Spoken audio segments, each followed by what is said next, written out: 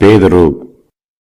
மறுநாளிலே அவர்கள் பிரயாணப்பட்டு அந்த பட்டணத்துக்கு சமீபத்து வருகையில் பேதுரு 6ஆம் மணி நேரத்திலே ஜெபம் பண்ணும்படி மேல் வீட்டில் ஏறினான். அவன் மிகுந்த பசியடைந்து சாப்பிட மனதாயிருந்தான்.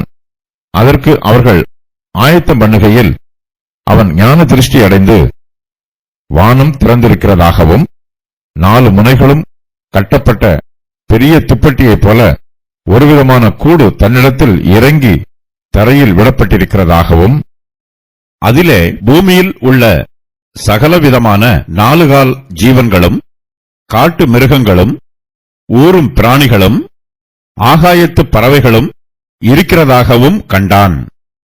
அல்லாமலும் பேதுருவே, எழுந்திரு, அடித்து புசி என்று அவனுக்கு சொல்லும் ஒரு சத்தம் உண்டாயிற்று.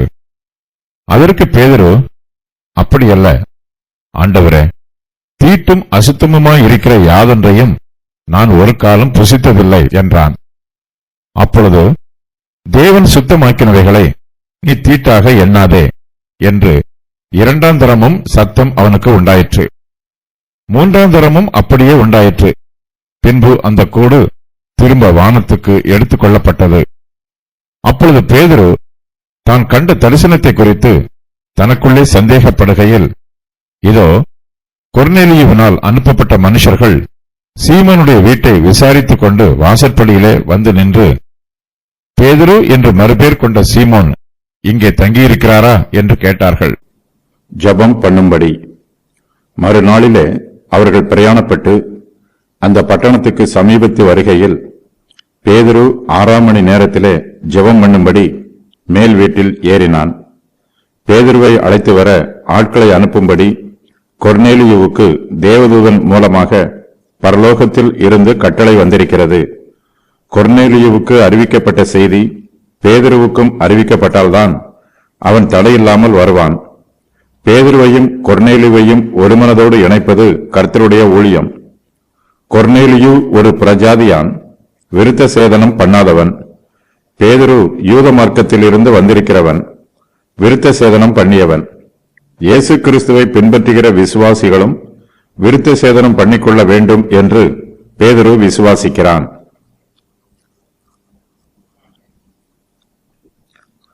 யூத ஜனத்தார் மீது பேதுரு பிரியமுள்ளவன். பிரஜாதியாரோடு பேதுரு சரியாக பழகமாட்டான். கொர்நேலியு பிரஜாதியானாக இருப்பதினால் அவனுடைய வீட்டிற்கு போக தயங்குவான். கர்த்தர் பேதுருவின் மனச்சாட்சியில் தெளிவாகவும் உறுதியாகவும் பேசினால் மாத்திரமே பேதுரு பிரஜாதியானாகிய கொர்நேலியுவின் வீட்டிற்கு போக வாய்ப்புள்ளது. கர்த்தர் தம்முடைய சித்தத்தை நிறைவேற்ற பேதுருவின் மனச்சாட்சியோடும் பேசுகிறார். பேதுரு ஜெபம் பண்ணி கொண்டிருக்கும் போது கர்த்தர் அவனுடன் தரிசனத்தில் பேசுகிறார். கொர்நேலியுவினால் அனுப்பப்பட்டிருக்கிற மனுஷரை ஏற்றுக்கொள்ள கர்த்தர் பேதுருவின் இருதயத்தை ஆயத்தம் பண்ணுகிறார். சர்வ சிருஷ்டிக்கும் சுவிசேஷத்தை பிரசங்கம் பண்ண வேண்டும் என்பது இயேசு கிறிஸ்துவின் பிரதான கட்டளை. ஆனால் பேதுருவோ இந்த கட்டளையை இன்னும் முழுவதுமாக புரிந்து கொள்ளவில்லை. கர்த்தர் தம்முடைய பிரதான கற்பனையை பேதுருவுக்கு விளங்க வைப்பதற்காகவும் தம்முடைய கட்டளைக்கு பேதுருவை கீழ்ப்படிய வைப்பதற்காகவும் தம்முடைய வார்த்தைகளை பேதுருவுக்கு ஒரு தரிசனத்தில் வெளிப்படுத்துகிறார். கொர்நேலியு அனுப்பிய மனுஷர் பிரயாணப்பட்டு யோப்பா பட்டணத்திற்கு சமீபமாய் வருகிறார்கள். அவர்கள் வருவது பேதுருவுக்கு தெரியாது. அப்போது 6ஆம் மணி வேளையாயிற்று. பேதுரு 6ஆம் மணி நேரத்தில் ஜெபம் பண்ணும்படி மேல் வீட்டில் ஏறி ஜெபிக்கிறான். கொர்நேலியுவின் வேலைக்காரருக்கு பேதுரு ஜெபம் பண்ணுவதும் தெரியாது. இவர்கள் ஒருவருக்கொருவர் தெரியாதவர்களாக இருந்தாலும் கர்த்தர் இவர்களை தெரிந்து வைத்திருக்கிறார். இவர்களை சேர்த்து வைக்க வேண்டும் என்று கர்த்தர் சித்தம் கொண்டு செயல்படுகிறார். கர்த்தர் தம்முடைய ஊழியக்காரர்களின் இருதயத்தில் அவர்களுக்கு தெரியாத ரகசியங்களை தெரிவிக்கிறார். அவர்கள் செல்ல வேண்டிய பாதைகளையும் அவர்கள் நிறைவேற்ற வேண்டிய ஊழியங்களையும் கர்த்தர் அவர்களுக்கு தெளிவுபடுத்துகிறார். ஊழியக்காரர்களை தம்முடைய சித்தத்தின் பிரகாரம் வழிநடத்துவதில் கர்த்தர் பிரியமாயிருக்கிறார். 6ஆம் மணி வேளையில் ஜெபம் பண்ணும்படி பேதுரு மேல் அறையில் ஏறுகிறான். ஜெபத்தில் உறுதியாய் தரித்திருக்கிறான். 6ஆம் மணி வேளை என்பது யூதருக்கு மதிய வேளையை குறிக்கும். பேதுரு அந்தி சந்தியில் ஜெபம் பண்ணுவது போல மதிய வேளையிலும் ஜெபம் பண்ணுகிறான். நாம் 3 வேளையிலும் ஆகாரம் புசித்து சரீரத்தை திடப்படுத்திக் கொள்வது போல நாம் 3 வேளைகளிலும் ஜெபம் பண்ணி நம்முடைய ஆவிக்குரிய ஜீவியத்திலும் பலப்பட வேண்டும். போஜனம் பண்ணவில்லை என்றால் சரீரம் சோர்வடையும். ஜெபம் பண்ணவில்லை என்றால் நம்முடைய ஆவியும் ஆத்மாவும் சோர்ந்து போகும்.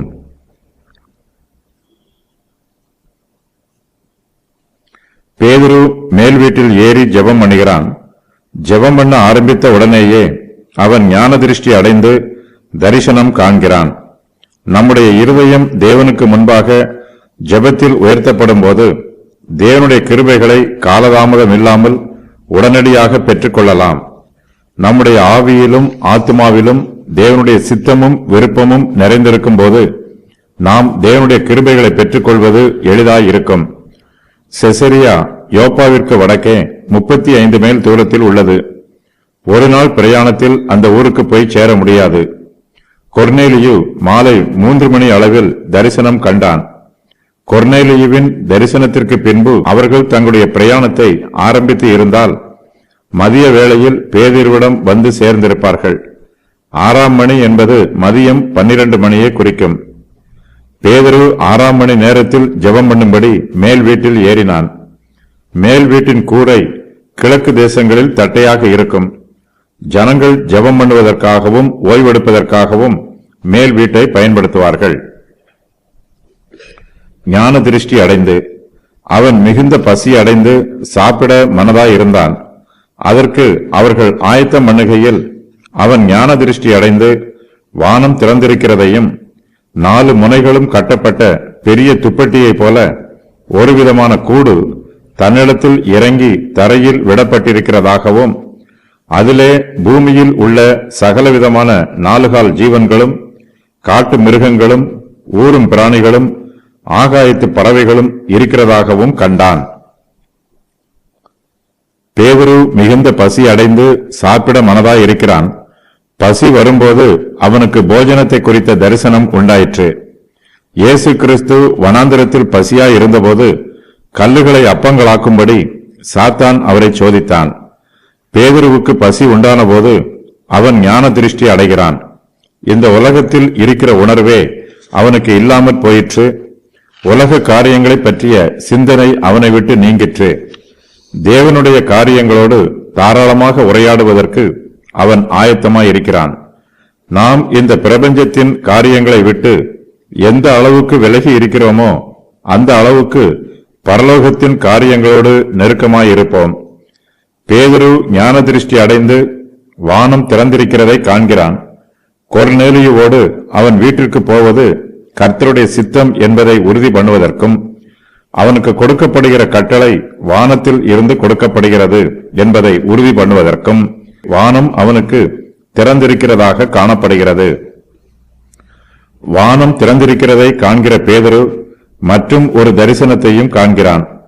4 முனைகளும் கட்டப்பட்ட பெரிய துப்பட்டியைப் போல ஒரு விதமான கூடு தன்னிடத்தில் இறங்கி தரையில் விடப்பட்டிருக்கிறதாகவும் அதிலே பூமியில் உள்ள சகலவிதமான 4 கால் ஜீவன்களும் காட்டு மிருகங்களும் ஊரும் பிராணிகளும் ஆகாயத்து பறவைகளும் இருக்கிறதாகவும் காண்கிறான்.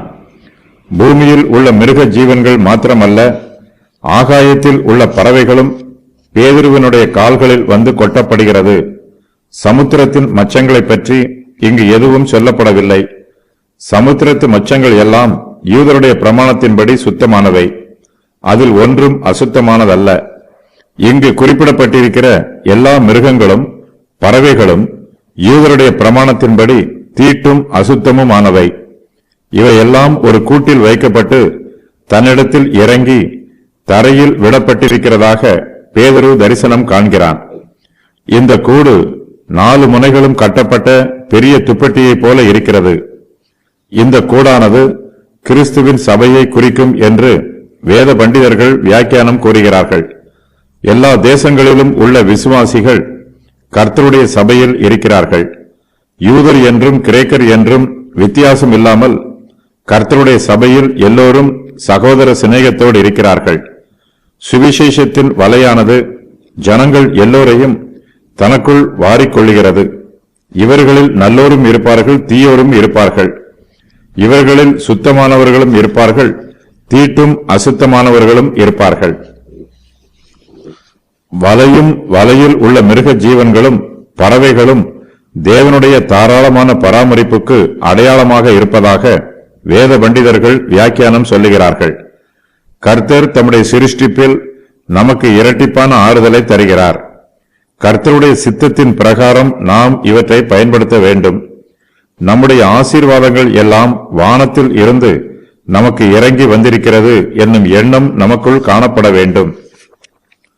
பேதுரு ஞான திருஷ்டி அடைந்தான். ஞான திருஷ்டி அடைதல் என்பதற்கு தன்னை சுற்றிலும் என்ன நடைபெறுகிறது என்பதை பற்றி ஒன்றும் தெரியாமல் தரிசனத்தின் கருப்பொருளை மட்டுமே தன்னுடைய மனதில் கவனித்து பார்ப்பது என்று பொருள். அந்த துப்பட்டியிலே பூமியில் உள்ள சகலவிதமான நாலுகால் ஜீவன்களும் காட்டு மிருகங்களும் ஊரும் பிராணிகளும் ஆகாயத்து பறவைகளும் இருக்கிறதாகவும் கண்டான். யூதர்களையும் புறஜாதியாரையும் ரட்சிப்பதற்கு தேவன் சித்தம் கொண்டிருக்கிறார் என்பதை இந்த தரிசனம் வெளிப்படுத்துகிறது. அடித்து புசி. அல்லாமலும் பேதுருவே எழுந்திரு, அடித்து புசி என்று அவனுக்கு சொல்லும் ஒரு சத்தம் உண்டாயிற்று. அதற்கு பேதுரு, அப்படி அல்ல ஆண்டவரே, தீட்டும் அசுத்தமுமாயிருக்கிற யாதொன்றையும் நான் ஒரு காலம் புசித்ததில்லை என்றான். பேதுரு ஞான திருஷ்டி அடைந்து தரிசனம் காணும்போது வானத்தில் இருந்து அவனோடு சொல்லுகிற ஒரு சத்தம் உண்டாயிற்று. தேவன் அவனுக்கு பூமியில் உள்ள சகலவிதமான மிருகங்களையும் ஆகாயத்து பறவைகளையும் கொடுக்கிறார். இவையெல்லாம் தேவனிடத்தில் இருந்து அவனுக்கு வந்திருக்கிறது.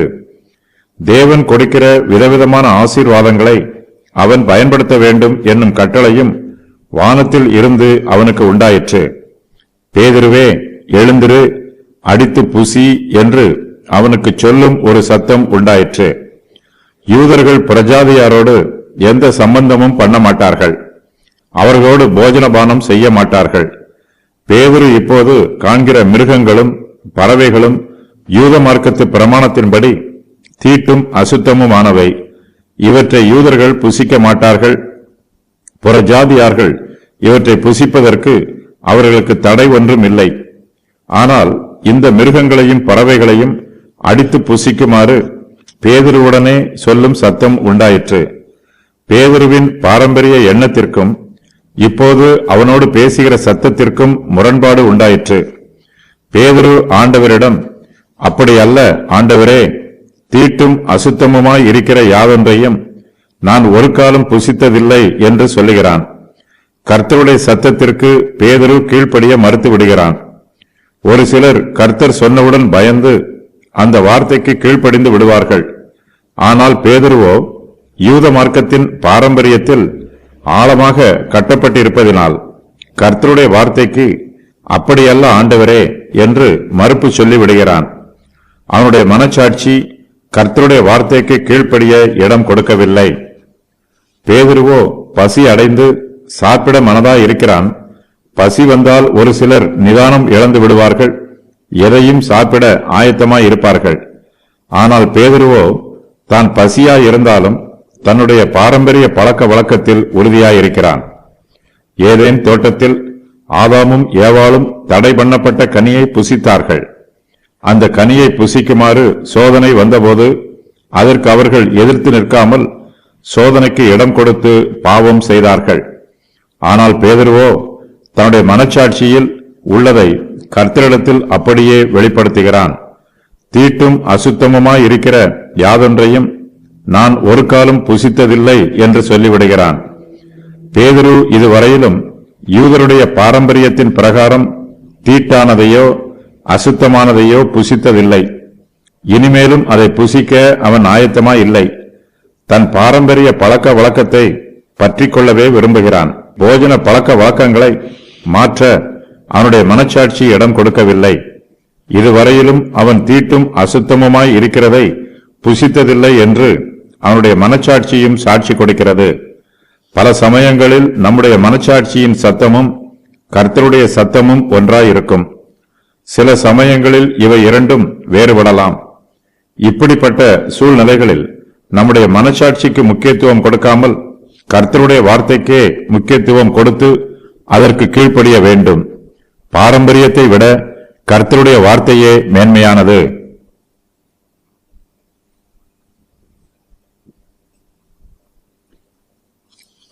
அடித்து புசி என்பதற்கு பலியிட்டு புசித்தல் என்று பொருள்.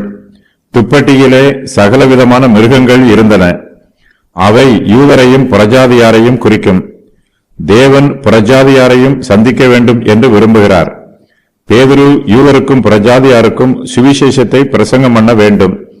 யூதருக்கும் புறஜாதியாருக்கும் இடையில் உள்ள பிரிவினைச் சுவர் இயேசு கிறிஸ்துவின் மூலமாக அழிந்து போயிற்று. பெந்தகோஸ்தே அனுபவம் நடைபெற்று 8 வருஷங்கள் ஆயிற்று. இன்னும் புறஜாதியாருக்கு சுவிசேஷம் அறிவிக்கப்படவில்லை. இப்போது யூதரையும் புறஜாதியாரையும் ஒரே மேய்ப்பனின் கீழ் கொண்டு வர வேண்டிய காலம் வந்திருக்கிறது. தேவன் சுத்தமாக்கினவைகள். அப்பொழுது தேவன் சுத்தமாக்கினவைகளை நீ தீட்டாக எண்ணாதே என்று 2ஆம் தரமும் சத்தம் அவனுக்கு உண்டாயிற்று. 3ஆம் தரமும் அப்படியே உண்டாயிற்று. பின்பு அந்த கூடு திரும்ப வானத்துக்கு எடுத்துக்கொள்ளப்பட்டது. தேவன் வானத்தில் இருந்து 2வது முறையாக பேசுகிறார். பேதுரு நியாயப்பிரமாணத்தின் விதிகளை காரணமாக கூறி தீட்டும் அசுத்தமுமாயிருக்கிற யாதொன்றையும் தான் ஒரு காலம் புசித்ததில்லை என்று கர்த்தரிடத்தில் சொல்லுகிறான். கர்த்தரோ அவனுக்கு தேவன் சுத்தமாக்கினவைகளை தீட்டாக எண்ணாதே என்று பதில் சொல்லுகிறார். இந்த சத்தம் 2ஆம் தரமும் அவனுக்கு உண்டாயிற்று. தேவனே நியாயப்பிரமாணத்தை உண்டு பண்ணினவர்.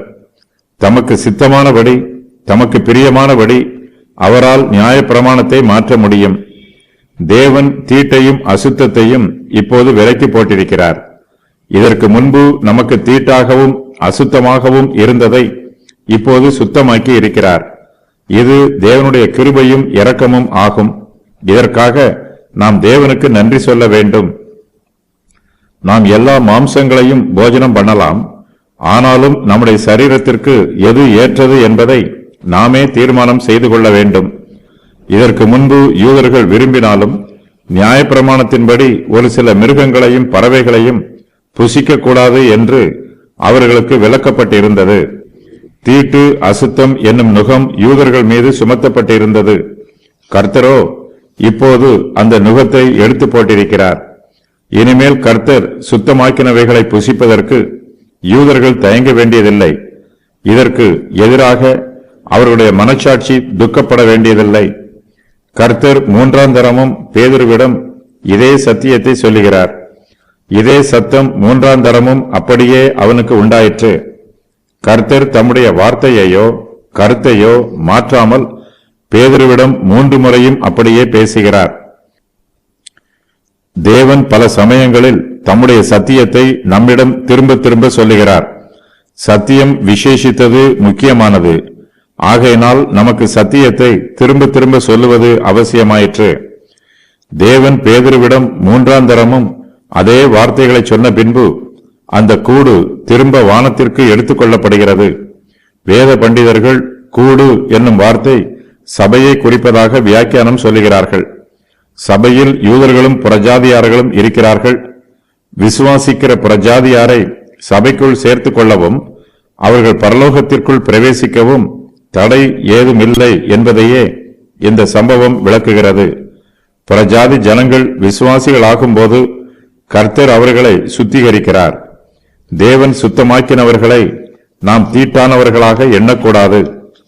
தேவன் சுவிசேஷத்தினால் புறஜாதியாரை இன்னும் ரட்சிக்கவில்லை. இப்போது அவர்களையும் ரட்சிக்கும்படிக்கு தேவன் திருவுளம் பற்றி இருக்கிறார். தமது விருப்பத்தை பேதுருவிற்கு முதலாவதாக கற்பித்து தர விரும்பினார். தேவன் சர்வ ஆளுநராக இருக்கிறார். யூதருக்கும் புறஜாதியாருக்கும் இயேசு கிறிஸ்துவே ராஜாதி ராஜா. தங்களுடைய பாவத்தில் இருந்து இயேசு கிறிஸ்துவின் திரு இரத்தத்தினால் கழுவப்படும் போது புறஜாதியாரும் யூதரைப் போலவே நீதிமான்கள் ஆக்கப்படுகிறார்கள். இந்த சத்தியத்தை ஆதி திருச்சபை புரிந்து கொள்ள வேண்டும். கிறிஸ்துவில் இன வேறுபாடு இல்லை. கிறிஸ்துவில் யூதரும் புறஜாதியாரும் ஒரே சரீரமாக இருக்கிறார்கள். இதை உறுதி பண்ணுவதற்கு இந்த காரியம் 3 முறை நடைபெற்றது. கூடு வானத்தில் இருந்துதான் இறங்கி வந்தது. தேவனிடத்தில் இருந்து வந்தது. யூதரையும் புறஜாதியாரையும் ரட்சிக்க வேண்டும் என்பது தேவனுடைய சித்தம் என்பதை வலியுறுத்துவதற்காக அந்த கூடு பரலோகத்தில் இருந்து இறங்கி வந்தது. யூதரும் புறஜாதியாரும் தேவனிடத்தில் இருந்தே வந்தவர்கள். இயேசு கிறிஸ்துவின் சுவிசேஷத்தின் மூலமாக இவ்விரு திறத்தாரும் தேவனிடத்திற்கே திரும்பிச் செல்வார்கள். தரிசனம். அப்பொழுது பேதுரு தான் கண்ட தரிசனத்தை குறித்து தனக்குள்ளே சந்தேகப்படுகையில், இதோ கொர்நேலியுவினால் அனுப்பப்பட்ட மனுஷர்கள் சீமோனுடைய வீட்டை விசாரித்துக் கொண்டு வாசற்படியிலே வந்து நின்று, பேதுரு என்று மறுபேர் கொண்ட சீமோன் இங்கே தங்கியிருக்கிறாரா என்று கேட்டார்கள். பேதுரு தான் கண்ட தரிசனத்தை குறித்து தனக்குள்ளே சந்தேகப்படுகிறான். இந்த தரிசனத்தின் சத்தியத்தை சந்தேகப்படுவதற்கு அவனுக்கு ஒரு காரணமும் இல்லை. தரிசனம் மெய்யானது, ஆனால் இதன் அர்த்தம் அவனுக்கு தெளிவாக புரியவில்லை. இயேசு கிறிஸ்து தம்மை பற்றி தம்முடைய ஜனங்களுக்கு சிறிது சிறிதாகவே வெளிப்படுத்துகிறார். சில சமயங்களில் விசுவாசிகள் இயேசு கிறிஸ்துவை பற்றி சரியாக புரிந்து கொள்ளாமல் சந்தேகப்படுவதற்கு அவர்களை அனுமதிக்கிறார். அவர்கள் இயேசு கிறிஸ்துவை குறித்து விவாதம் பண்ணுகிறார்கள், பிறரிடம் விசாரித்து அறிந்து கொள்ளுகிறார்கள், தங்கள் சிந்தையில் இருக்கும் குழப்பத்தில் தெளிவு பெறுகிறார்கள். இறுதியாக இயேசு கிறிஸ்துவை குறித்து விசுவாசிகளுக்கு தெளிந்த சிந்தனை உண்டாகிறது. தம்முடைய பிள்ளைகளுக்கு தம்மை பரிபூர்ணமாக வெளிப்படுத்த வேண்டும் என்பதே இயேசு கிறிஸ்துவின் சித்தம். பேதுரு தான் கண்ட தரிசனத்தை குறித்து தனக்குள்ளே சந்தேகப்பட்டாலும் கர்த்தர் அந்த தரிசனத்தை அவனுக்கு தெளிவுபடுத்துகிறார். பேதுரு தனக்குள்ளே சந்தேகப்படுகையில், இதோ கொர்நேலியுவினால் அனுப்பப்பட்ட மனுஷர்கள் சீமோனுடைய வீட்டை விசாரித்துக் கொண்டு வாசற்படியில் வந்து நிற்கிறார்கள். பேதுரு என்று மறுபெயர் கொண்ட சீமோன் இங்கே தங்கி இருக்கிறாரா என்று கேட்கிறார்கள். அவர்கள் வந்ததன் மூலமாக பேதுருவுக்கு தான் கண்ட தரிசனத்தின் அர்த்தம் தெளிவாயிற்று. கர்த்தர் நமக்கு ஊழியத்தை கொடுக்கிறார். நாம் என்னென்ன ஊழியமெல்லாம் செய்ய வேண்டும் என்பது கர்த்தருக்கு ஏற்கனவே தெரியும். அதற்கு ஏற்ற பிரகாரமாக அவர் நம்மை ஆயத்தம் பண்ணுகிறார். நம்முடைய ஊழிய பாதையில் நாம் ஒவ்வொரு அனுபவமாக கடந்து செல்லும் போது கர்த்தர் நமக்கு கற்றுக் கொடுத்த சத்தியமெல்லாம் மிகுந்த பிரயோஜனமாயிருக்கும். ஒரு சில சத்தியங்களை ஆவியானவர் நமக்கு இப்போது ஏன் கற்றுத் தருகிறார் என்று நமக்கு தெரியாமல் இருக்கலாம். ஆனாலும் ஏற்ற வேளை வரும்போது அந்த சத்தியத்தின் முக்கியத்துவத்தை நாம் புரிந்து கொள்ளுவோம்.